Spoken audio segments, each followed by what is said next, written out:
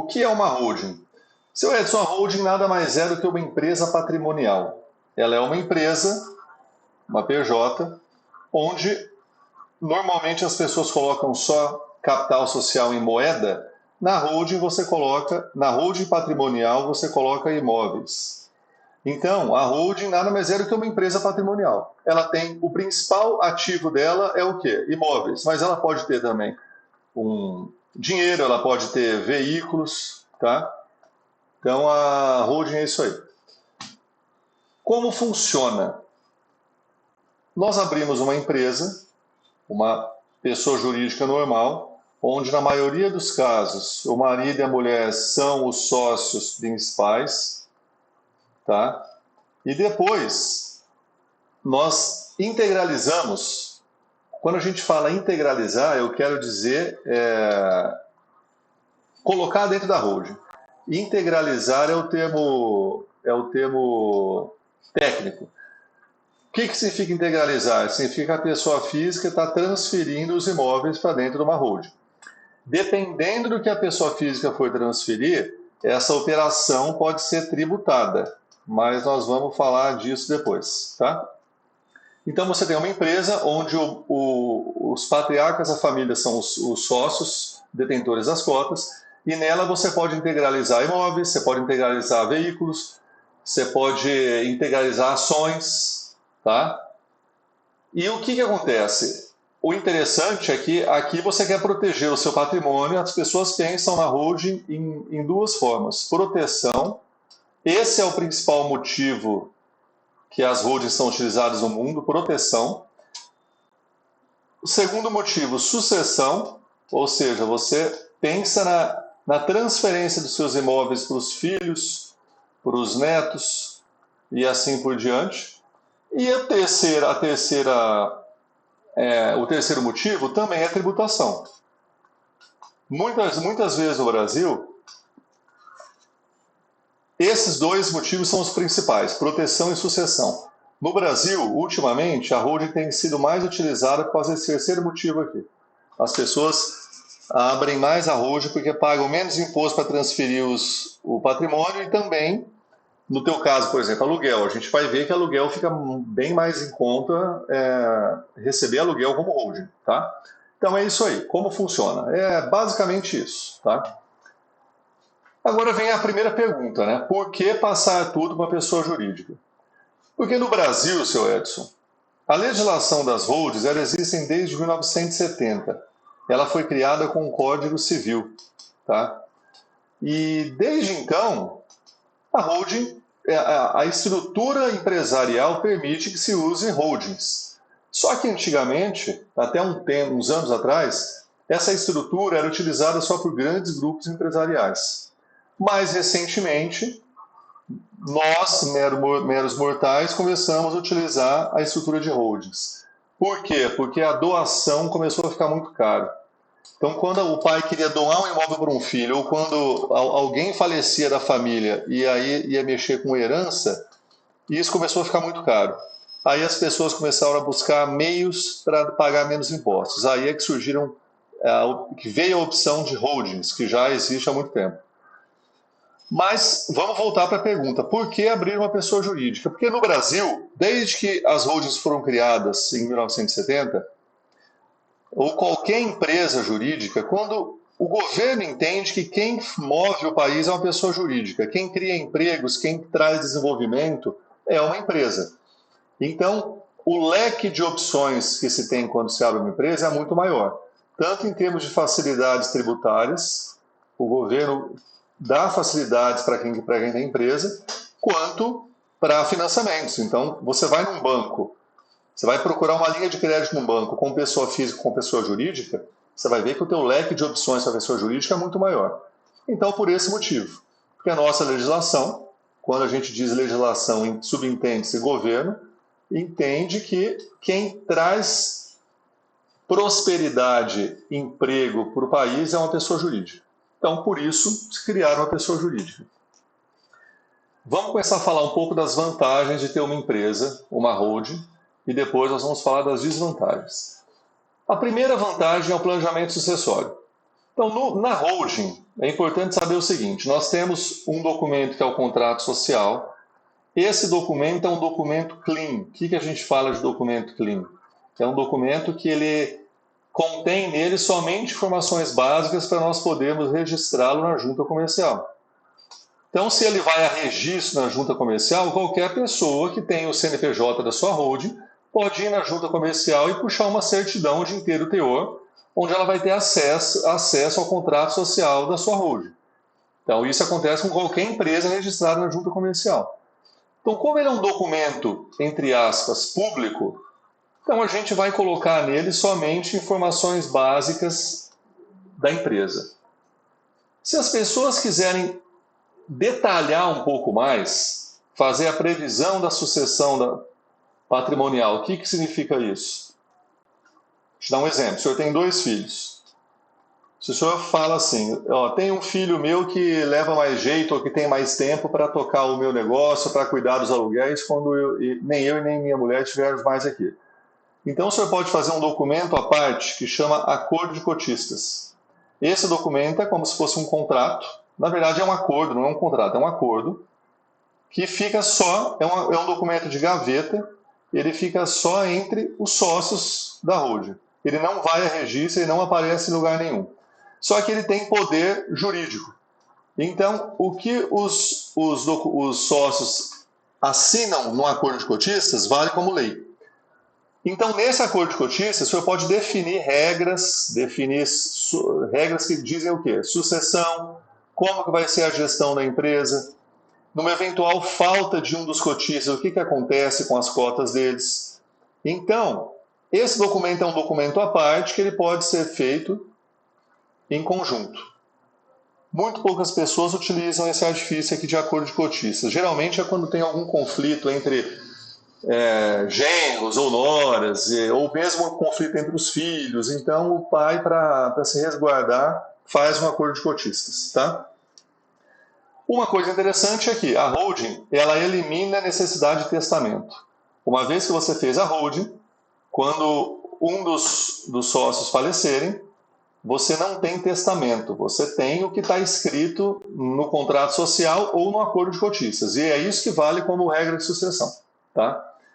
E o interessante é que no contrato social, a gente coloca regras, né? Então, essas regras é o principal motivo da gente utilizar muito a palavra de proteção para lidar com o holding. Muita gente usa o termo blindagem, mas eu não gosto desse termo porque ele não existe. Não tem como você blindar o teu patrimônio, tem como você proteger. Através dessas regras, nós conseguimos colocar regras para não permitir a entrada de terceiros na empresa. Nós conseguimos colocar regras para você não conseguir alienar as suas cotas. Nós conseguimos colocar regras para você não penhorar as suas cotas. Então, isso é que torna a holding interessante, que essas regras associadas à estrutura empresarial que a lei de criação das holdings te proporciona, a lei de 1970 que te proporciona, isso te traz um leque de opções. Qual que é a segunda vantagem? Proteção patrimonial.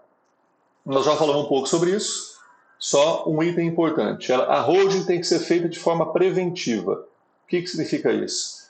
Se os sócios constituírem uma holding e verificar-se que eles possuem algum débito grande com o fisco, alguma ação trabalhista ou ação de fornecedor ou qualquer outra ação que pode vir a recair sobre o patrimônio pessoal deles, essa holding ela pode ser inviabilizada pelo juiz, ela pode ser desfeita, tá? Então isso é importante saber. Desburocratização na venda de imóveis. Você tem um imóvel na pessoa física. Se você for vender esse imóvel e você tiver uma certidão de e-social doméstico que está pendente de... Se você tiver um imposto de e-social doméstico que ficou sem pagar, a sua certidão não vai sair. Então, você não vai conseguir vender esse imóvel até regularizar a situação. Na holding já não tem esse problema. Você pode ter todos os seus imóveis aqui na pessoa física, só que você tem vários imóveis na holding.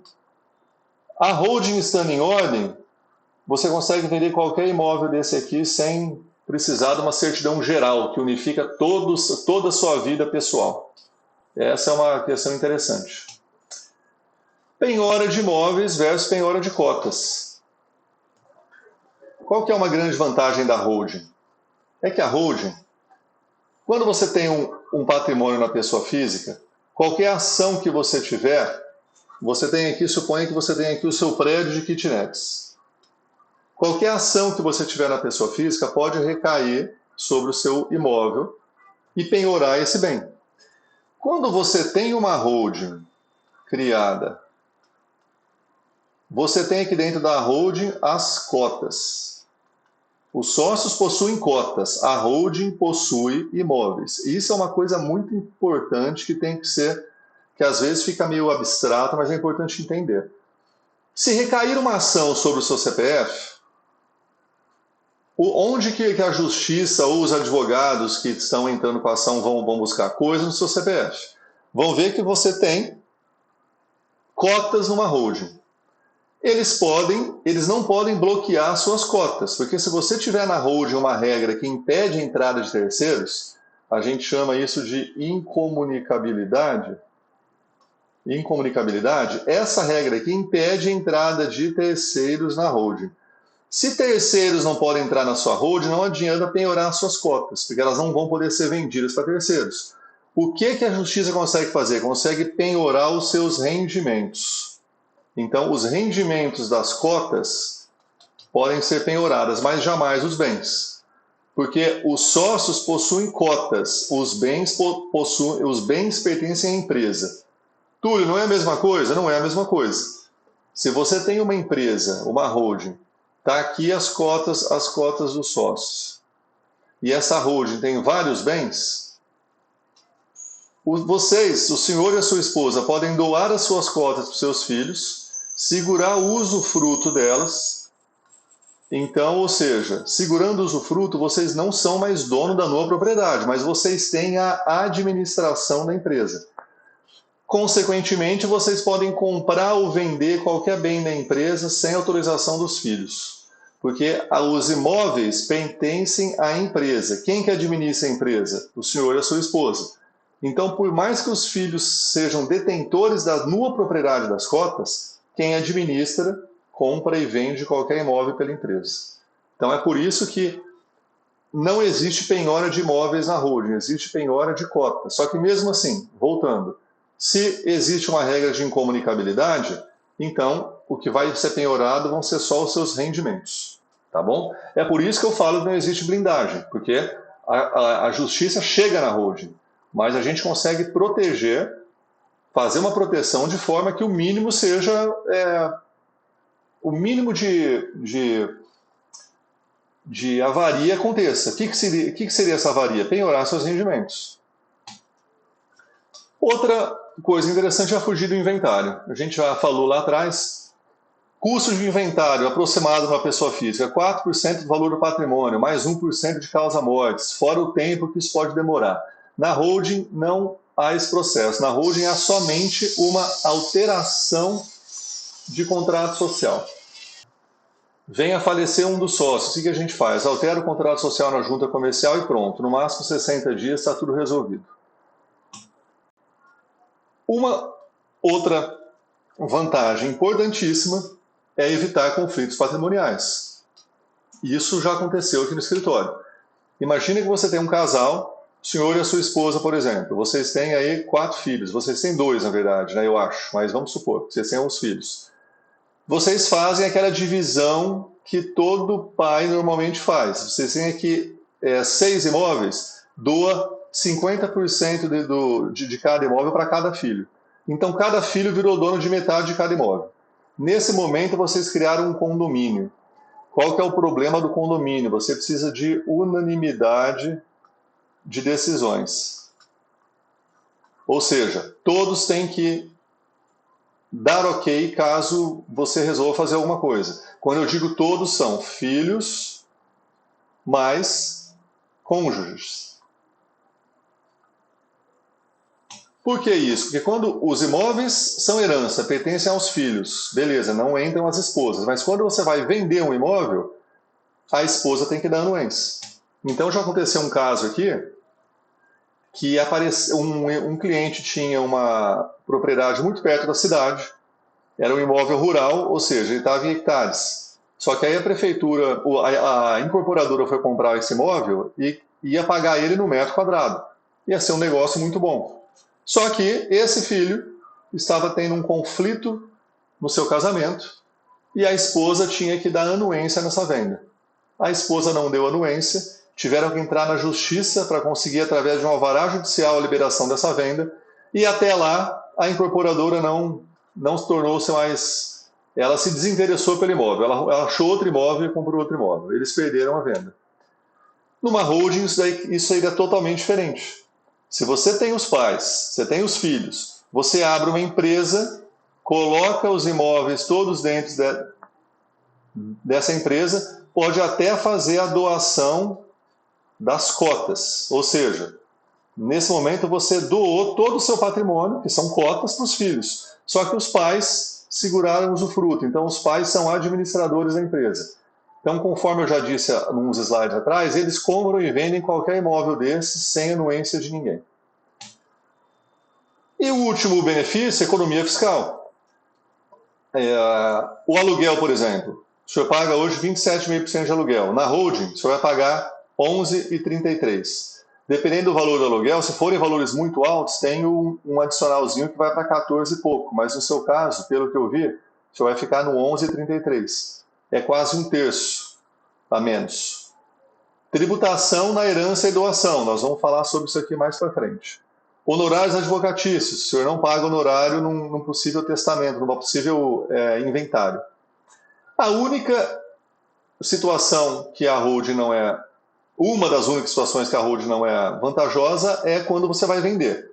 Se tiver algum imóvel que você já sabe que esse imóvel é para venda, se surgir um negócio e ele vai ser vendido, eu não aconselho colocar na holding. Porque em vez de na pessoa física você paga 15% do lucro, na holding é 34%. Então, nesse caso, a holding não vale a pena. Tributação na herança e doação. Vamos falar um pouco sobre isso aqui. Hoje, no Brasil, o teto, como que funciona? A Constituição Federal, ela prevê os impostos. E ela pode até colocar definir uma alíquota teto em cada imposto. Só que fica a cargo dos estados e dos municípios definirem qual vai ser a sua alíquota. No caso do imposto sobre doação e herança, é o ITCMD. Em alguns estados chamaram como ITCD. O teto nacional desse imposto é 8%. Então, ou seja, cada estado pode cobrar até 8%. Quase todos os estados no Brasil cobram 8%. Somente o estado de São Paulo ainda está cobrando 4% desse imposto. Se nós pegarmos países desenvolvidos, nos Estados Unidos esse imposto é de 40%. Na Suécia é de 60%. E isso foi o que nós tivemos em 2015, uma reunião do CONFAZ. O CONFAZ é o Conselho Fazendário, onde todos os secretários de Estado do Brasil foram até Brasília, arrumaram um senador para representá-los e solicitaram que o ITCMD no Brasil vá para 20%. O exemplo que eles deram é exatamente esse, que nos países desenvolvidos a alíquota é muito maior. Nós já vimos até governantes, por exemplo, Fernando Haddad outro dia declarando que esse imposto tem que ir para 20%, porque nada mais justo do que quando uma pessoa vem a falecer, uma parte do bem dele fica com o Estado. Hoje, no estado de São Paulo, a alíquota é 4%. Em 2020, se não me engano, foi 2019 ou 2020, acho que foi 2020, o então governador de São Paulo, que era o Dória, ele aprovou uma lei para mexer no ITCMD e elevar ele até 8%. Então ele iria variar de 4% a 8%. Só que essa lei foi suspensa. Devido à pandemia, estava morrendo um monte de gente, eles suspenderam uma lei que vai dar mais gasto para quem vem a falecer. Só que logo isso aqui vai virar realidade. Então o que a gente tem hoje? Nós temos que hoje, o senhor como pessoa física, o senhor pagaria 4% de imposto. A única certeza que o senhor pode ter é o seguinte, é que no futuro muito próximo, se o senhor não fizer uma doação hoje, doação dos seus imóveis, seja ela na pessoa física ou seja ela numa holding, numa pessoa jurídica, muito em breve seus filhos vão pagar 8% e num futuro próximo isso vai para 20%, não tenha dúvida. Então esse cenário é importante entender para a holding, seu Edson. Quais são as desvantagens de uma holding? Ela pode ter uma maior carga tributária se o planejamento não for bem feito. Dependendo da atividade que o senhor faça, por exemplo, eu acabei de citar um exemplo, compra e venda de imóveis. De repente não é interessante colocar um imóvel numa holding numa situação dessa. É um exemplo onde o planejamento tributário, se não for bem feito, não vai valer a pena. A tributação de ganho de capital, ela é maior que a pessoa física, nós falamos que na pessoa física é 15%, na holding ela é 34%, e ela pode ter problemas na operacionalização devido a diferenças regionais. O que são diferenças regionais? Prefeituras e cartórios de registro de imóveis. Túlio, o que tem a ver prefeitura e cartório com holding? Eu vou te explicar. Quando a gente abre uma holding, a holding ela tem duas etapas importantes. A primeira etapa é onde a gente cria o CNPJ. Nesse momento, a gente fala que a holding existe de direito. Por que de direito? Porque a empresa já está criada, já existe uma nova pessoa jurídica que, teoricamente, ela é detentora dos imóveis que são da pessoa física. E a gente tem uma etapa final, que é registrar a holding no cartório de registro de imóveis. Então, a gente precisa ir em cada cartório de imóveis de cada município que o senhor possui imóveis e chegar para o cartório e dizer, olha, o proprietário do imóvel agora não é mais o Carlos, o Edson, pessoa física. O proprietário do imóvel agora é a holding do Edson e família. Edson, Yuji, participações, etc. Estou dando um exemplo, tá? Então, nessa etapa 2, a gente costuma dizer que a holding, aqui ela existe de fato, ou seja, ela já existe de direito e agora, de fato, é a última etapa que foi concluída. Agora o sócio pode começar a movimentar a empresa e receber aluguel pela empresa. Até chegar nessas duas etapas, a gente tem que entrar com um processo nas prefeituras pedindo as guias de TBI.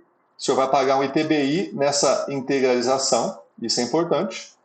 E a gente, depois que conseguir essa guia de TBI e recolher o ITBI, nós vamos para o cartório. Então a gente depende de prefeitura e de cartório. E no Brasil, cada um desses dois aqui é um mundo diferente. Só que no seu caso, seu Edson, como o senhor está mexendo apenas com imóvel urbano, eu mexo muito com imóvel rural também, e imóvel rural é muito mais complicado, é muito mais burocrático.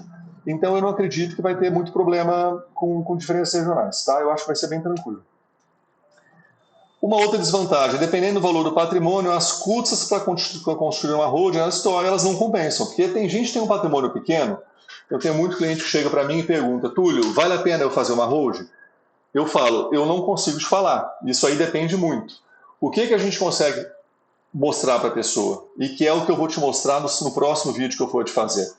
Eu consigo levantar os custos que você teria para transferir o seu patrimônio para os filhos na pessoa física, ou numa doação, ou se fosse numa herança, no caso de inventário, se acontece alguma coisa com o senhor ou com a sua esposa, e quais seriam os custos para transferir para uma pessoa jurídica e para manter uma pessoa jurídica. Quanto que ficaria para constituir uma empresa, para doar o patrimônio aqui, as receitas, por exemplo, aluguel, numa pessoa jurídica. Com esses custos em mão, quem vai me dizer se vale a pena abrir uma holding é o senhor. Entendeu? Então não sou eu que vou dizer. É o senhor que vai pegar os custos, analisar e dizer para mim, Túlio, para mim vale a pena abrir uma holding. Seu Edson, o primeiro vídeo é esse, era só para a gente abordar a parte de holding, para o senhor entender alguns conceitos, e logo em seguida eu te mando outro vídeo.